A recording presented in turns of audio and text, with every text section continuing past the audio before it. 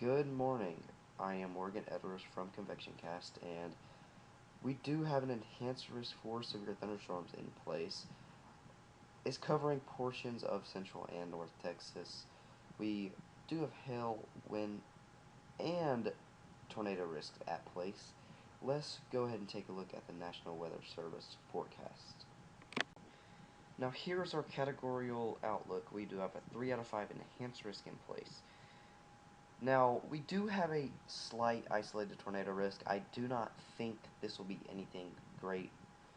I do see a potential for a 5%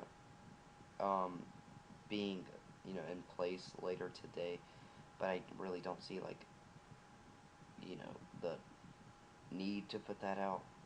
Also, we do have a pretty large wind risk, a pretty high wind risk as well. We do have a 30% wind risk with a SIG 1 in place, or our hatched risk, as you can see right here. We could easily see winds above 80 miles an hour in this red and, hatched region. Also, my most main concern is our hail risk. We could be seeing hail up to 3 to 4 inches in diameter. Um, if you're anywhere in Dallas, Texas, Fort Worth, Arlington, Plano, Garland, I advise you stay on high alert. Definitely be following the weather. Watch the Weather Channel. You can come check my stream out. I will be live tomorrow. Or you can go to guys like Ryan Hall, Max Velocity, people like that. But a lot of times, hail is traveling down really fast, in some cases over 100 miles an hour, and that can easily smash through windshields, or if you're living in an RV or mobile home, sometimes mobile homes or RV's roof, and that can easily injure someone or hit somebody in the head, which could kill them, which is not good.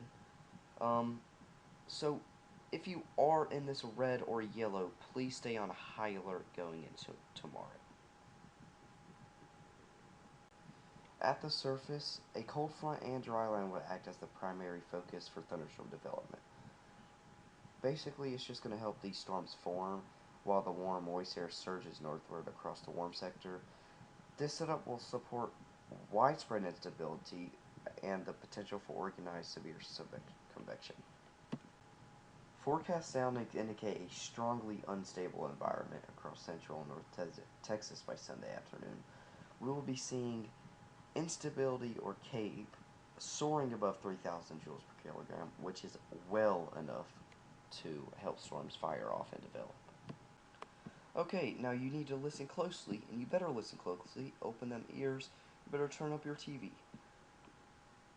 I'm going to tell you why we have a little tornado threat. Back here, later on into the day, back here, let me get my little marker out, okay? Back here, we will have a lot of wind shear buildup, okay?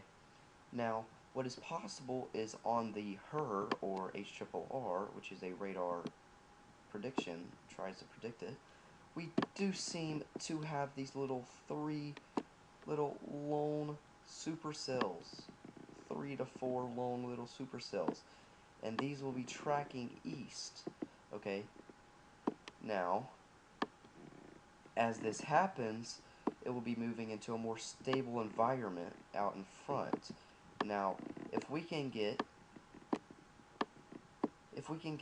these storms to move out in front to where this cape is and where this wind shear is, about right here, before this huge bombardment of just non-stop ball of rain and severeness, which is where our hail threat is going to come from, and our wind threat is just that big ball of storms. But if we can get these discrete storms to move into the more stable environment, then we could see an isolated tornado risk. Now, this setup is not as likely to produce tornadoes as this one that I'm about to show you, that the NWS has actually forecasted. Now, we do have a 2% tornado risk, I believe, around here. And on the HRR, we do have these 2 little lone supercells in the Lone Star state of Texas. Now, as this happens, we will be in a ripe environment. Now, our wind shear will be bananas. it will be reaching 600. Yeah, 600. That is pretty bananas, if you ask me. Now, if these storms move into that environment, you could say that these storms are going to be a little spinny. But all seriousness, if you live in Midland, Dallas, Alabine, I forgot to say that, anywhere around where I explained that could be some isolated tornadoes, you need to stay weather aware. Now, more importantly, we will have a huge hail threat, possibly 3 to 4 inches in hail, or in diameter, around this blue circle. That will be of our big ball of just absolute mystery. Mystery. Mystery. Mystery.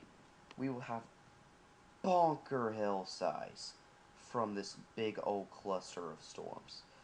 Now, if you're anywhere in this blue little doodle that I made, I know my drawing's so great, you need to be on the lookout as I explained earlier in the video.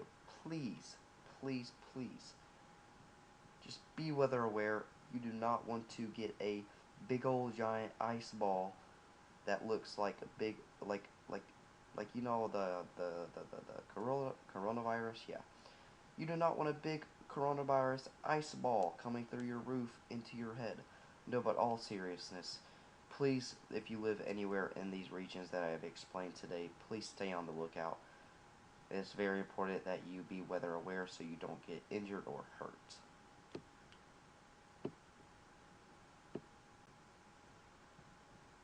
Thank you for watching. In all seriousness, if you found this forecast helpful, consider subscribing. We all love my beautiful drawing. I am sorry for the yapping I did this video, but I just wanted to express how concerned I am.